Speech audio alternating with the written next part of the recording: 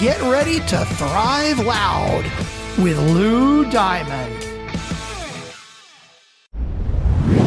Hi, Thrive Loud listeners. This is Sophia, and we got a very interesting, witty, and practical minisode for you today. We go back to a fun conversation we had with Stacee Mandeville. Stacee is the founder of Red Leaf Coaching. She specializes in the refreshingly no-nonsense executive communication coaching. What is more, she's also experienced in acting and directing. Listen to her engaging tips of how to best use your body language and go back to her 87th episode to see how she connects acting with communication and coaching. Can you share with the listeners a little bit about placing your hands and some of the analogies you do when you describe these weird things? I'd love to take credit for all of them, but a lot of these things are really stock examples because they're just so classically done by everyone.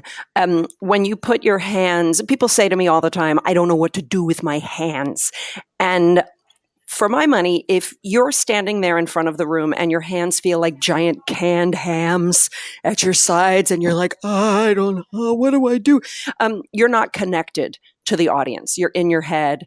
You're not really talking with people. You're talking at them.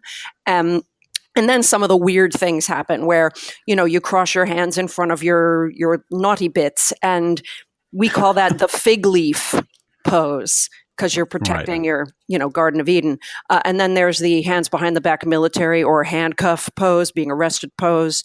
Hands in the pockets are great. It's so comfortable. Hands in my pockets. Yeah, I feel good. This is safe until you start gesturing from your pockets. And then it gets a little strange and people don't know what you're doing in there. Or you've got change in your pockets and they're counting, does he got, $5 worth of quarters in there? 10 dimes? What's going on? All of these things. There was once a client we had that he spent his entire talk with his arms crossed with one hand up stroking an invisible imaginary goatee. I swear to God, you cannot make this up. And we said to him, "What? Talk to us about that thing you're doing with your hands." And he said, "Oh, well, I think it makes me look intelligent." Oh my goodness! Yeah, we were let's explore our options on how to do that. And then, of course, there's holding things in your hand. People will say to me all the time, "But Stacee, I need to hold on to a pen or a clicker or a notebook or something."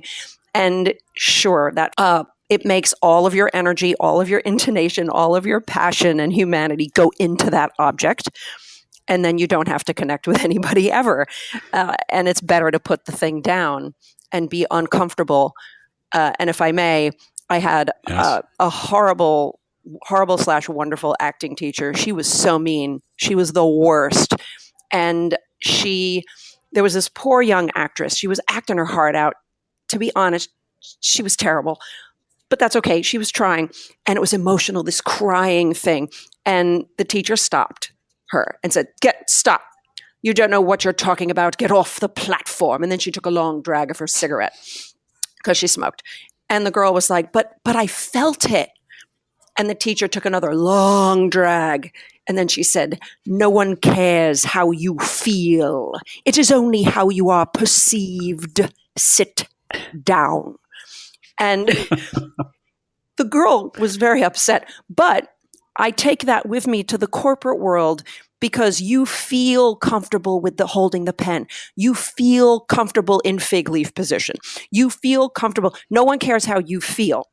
The audience only cares that you provide value, information, and a passionate portrayal of information that they can then take back and use for future decision making to make their jobs easier. So no one cares how you feel, darling. You've been listening to Thrive Loud with your host, Lou Diamond. Make sure to subscribe on iTunes, Overcast, or wherever you get your podcasts. And follow us on Twitter, Facebook, and Instagram at Thrive Loud. Or find us on the web at thriveloud.com.